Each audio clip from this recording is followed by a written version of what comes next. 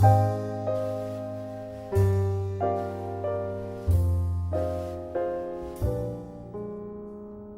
México ha tenido una transición democrática desde 1977, algunos problemas sociales de desigualdad, injusticia, pobreza permanecen como una constante del país. La participación ciudadana es una de las soluciones que pueden evitar este tipo de conflictos. Además, el poder terminar con el sistema partidista que rige en el país, como los perredistas, los priistas y los panistas, podrían acercarnos a ser un país que verdaderamente pueda funcionar para todos los ciudadanos. Este tema es importante ya que nos hace involucrarnos más acerca de las decisiones que toma el país. Actualmente, el plan y las reformas hacendarias, reformas energéticas, reformas de telecomunicación deben de ser del interés nacional para todos nosotros.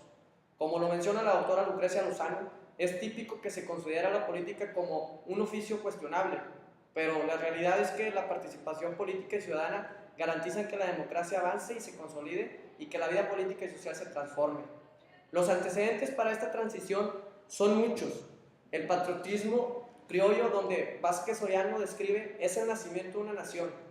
Después la lucha por la independencia, en la que dejó una batalla entre conservadores y liberales, para después empezar una revolución con el fin de terminar con el poder autoritario de Porfirio Díaz. Por otra parte, tuvimos la dominancia de un partido en el poder, en el que el centralismo provocó una injusta e inequitativa distribución de la riqueza. Las más importantes transiciones fue la del autoritarismo. Muy poca gente controla la política en un sistema autoritario. Difiere de Latinoamérica ya que un mayor número de gente estaban involucradas, las cuales participaban en periodos específicos.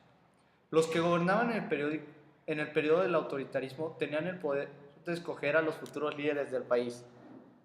Ángel Gustavo López Montiel dice: ese intercambio de apoyos y beneficios conforme la legitimidad en que el Estado mexicano basó su actuación por medio siglo, desde los años 30 hasta los 80, cuando el modelo entró en crisis y dejó de ser viable.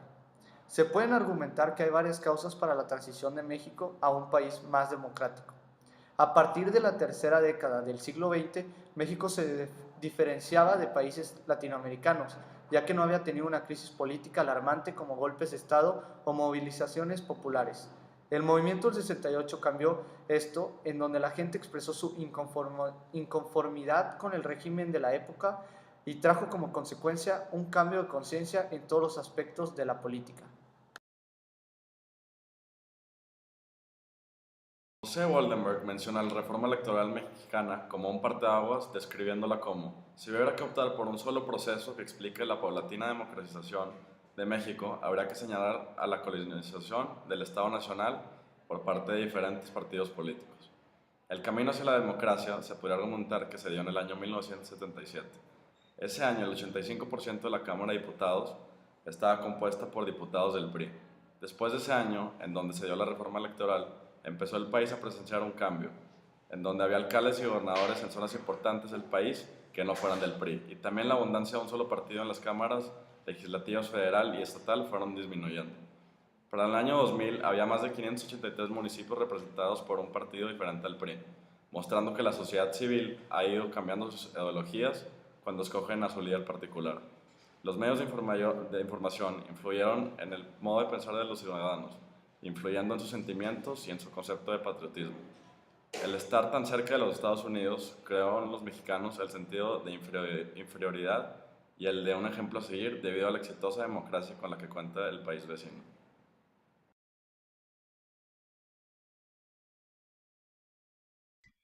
El estado actual de la democracia en México consiste en teoría en un sistema en el cual el poder es estrictamente derivado del pueblo y por el consenso de los ciudadanos y no derivado de la fuerza del Estado. Los ciudadanos son libres de ejercer su propio voto, el cual impactará directamente en los representantes políticos, quienes luego se encargarán de gobernar y deliberar sobre las decisiones del país.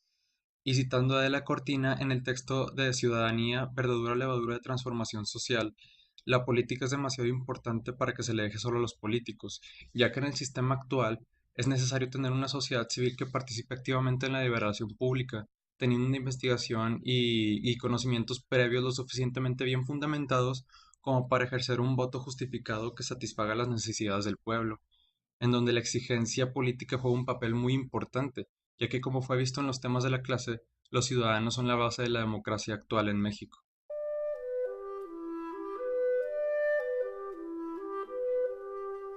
Se puede ver cómo a principios la política mexicana era regida por el poder y sus gobernantes y no por el pueblo.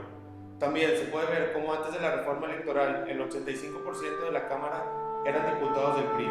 Y esto ha ido cambiando, ya que la gente cada vez se involucra más en el gobierno para poder elegir a su líder.